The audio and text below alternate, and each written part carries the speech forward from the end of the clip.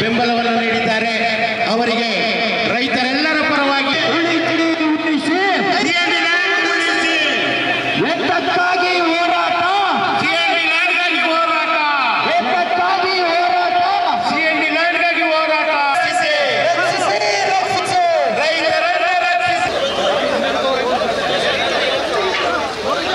ರಕ್ಷಿಸಿ, CMD land ರಕ್ಷಿಸಿ, ರಕ್ಷಿಸಿ, ರಕ್ಷಿಸಿ, ರೈತರನ್ನು ರಕ್ಷಿಸಿ, ರಕ್ಷಿಸಿ, ರಕ್ಷಿಸಿ, ರೈತರನ್ನು ರಕ್ಷಿಸಿ. ನಿಮ್ಮಿಂದ ನಾಶ.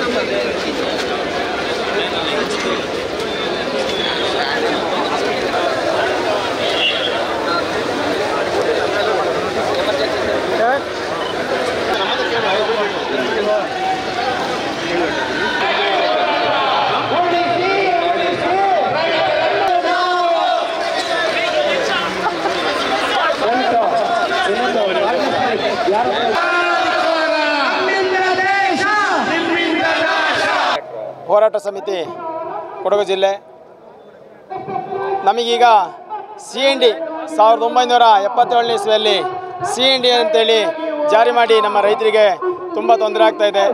1994ರಲ್ಲಿ 7ನೇ ತಿಂಗಳಲ್ಲಿ ಅವೈಜ್ಞಾನಿಕವಾಗಿ ಕೊಡಗಿನಲ್ಲಿ ಒಂದು 20 ರಿಂದ 25 ಸಾವಿರ ಎಕರೆಯನ್ನು ಅವೈಜ್ಞಾನಿಕವಾಗಿ ಸರ್ವೆ ಮಾಡಿ ಯಾವುದೇ ರೈತರಿಗೆ ಗೊತ್ತಿಲ್ಲದೆ ಗೊಂದಲ ಮಾಡಿದ್ದಾರೆ.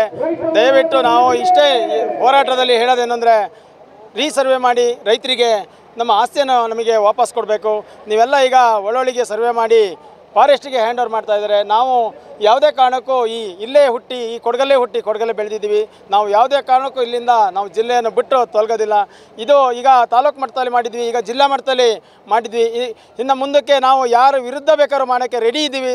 ನಾವೆಲ್ಲ ಉಗ್ರ ಪ್ರತಿಭಟನೆ ಮಾಡಿ ಹೋರಾಟವನ್ನು ಮಾಡಿ ನಮ್ಮ ಆಸ್ತಿಯನ್ನು ನಾವು ಪಡ್ಕೊಳ್ತೀವಿ ಅಂತ ಹೇಳೋಕ್ಕೆ ಇಷ್ಟಪಡ್ತೀನಿ. ಇನ್ನು ಈಗ ನಮಗೆ 3 ತಿಂಗಳಲ್ಲಿ ನಾವು ಈಗ ಮಾಡಿದ್ವಿ. ಇನ್ನು 3 ತಿಂಗಳಲ್ಲಿ ನಮಗೆ ಇವರು ನ್ಯಾಯವನ್ನು ದೊರಕಿ ಕೊಟ್ಟಿಲ್ಲ ಅಂದರೆ ಇನ್ನೇನು ನಾವು ಒಂದು 5-6 ತಿಂಗಳಲ್ಲಿ ಅಸೆಂಬ್ಲಿ ನಡೀತದೆ ಬೆಂಗಳೂರಲ್ಲಿ.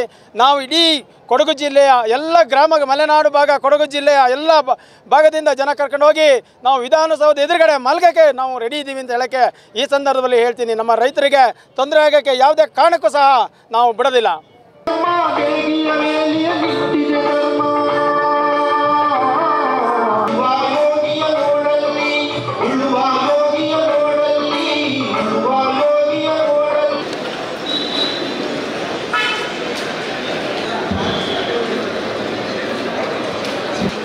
ಇವರ ನೇತೃತ್ವದಲ್ಲಿ ಈ ಹೋರಾಟವು ನಮ್ಮ ಭೂಮಿ ನಮ್ಮ